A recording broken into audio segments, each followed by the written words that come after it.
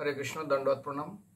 ভগবান রামচন্দ্রের আরেকটি শিক্ষামূলক কাহিনী অত্যন্ত মনোযোগ সহকারে শ্রবণ করবেন। সীতামাতা রাবণ এসে নিয়ে চলে গেছেন, হরণ করেছেন। রামচন্দ্র তিনি খোঁজ করছেন, জটের মাধ্যমে জানতে পারলেন তিনি নিয়ে চলে গেছেন রাবণ। তারপরে বর্ষাকাল চলে আসেন। এদিকে বালি সুগ্রীবের স্ত্রীকে নিয়ে নিয়েছেন এবং তাকে তার গৃহ থেকে বহিষ্কৃত করেছেন। এবং সুগ্রীবের সঙ্গে ছিলেন হনুমান। ভগবান রামচন্দ্রের সঙ্গে সুগ্রীবের বন্ধুত্ব হয়। বন্ধুত্ব হয়ে তিনি বললেন, আমি তোমার জন্য কাজ করব, তোমার স্ত্রীকে আমি ফিরাবো, কিন্তু তুমি আমার জন্য কি কাজ করবে? বলে হ্যাঁ। এবং সুগ্রীবের স্ত্রীকে ফিরিয়ে দিলেন, বালিকে বধ করলেন। তারপরে অনেকদিন ভুলেই গেলেন সুগ্রীব। তারপরে ভগবান আবার তার কাছে সমাচার পাঠালেন।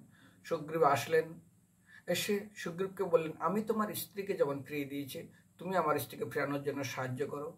মনে রাখুন, যদি কোনোদিন বিবাহ করেন, নিজের স্ত্রীকে ভরণ পোষণের দায়িত্ব নিজে নেবেন।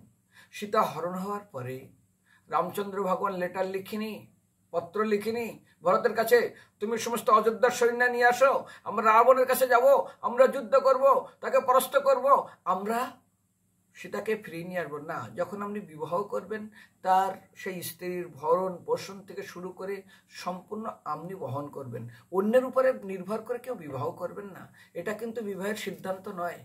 সেই জন্য ভগবান শিক্ষা দিয়েছেন, যদি নিজের স্ত্রীকে নিজেই ভরণ পোষণ সুরক্ষার দায়িত্ব না নিতে পারেন, তাহলে কিন্তু বিবাহ করবেন না। এবং দেখি সুগ্রীবকে তিনি সাহায্য করলেন তার স্ত্রীকে ফিরিয়ে দেওয়ার পর, তারপরে তার কাছে সাহায্য প্রার্থনা করলেন। ঠিক আমাদের দুটো জিনিস জানা উচিত, কারোর কাছে সাহায্য নেওয়ার আগে তাকে সাহায্য করা উচিত, আর যদি বিবাহ করতে হয় নিজেই তাকে সুরক্ষা প্রদান করার জন্য সমস্ত রকমের যত রকমের আপনার প্রয়োজনীয় জিনিস সেগুলো আপনাকে অবশ্যই সংগ্রহ করবে। সেই যোগ্যতা আপনার থাকা উচিত তাকে সম্পূর্ণ সুরক্ষা প্রদান, তার সমস্ত প্রয়োজনীয় দ্রব্যগুলো সরবরাহ করার জন্য।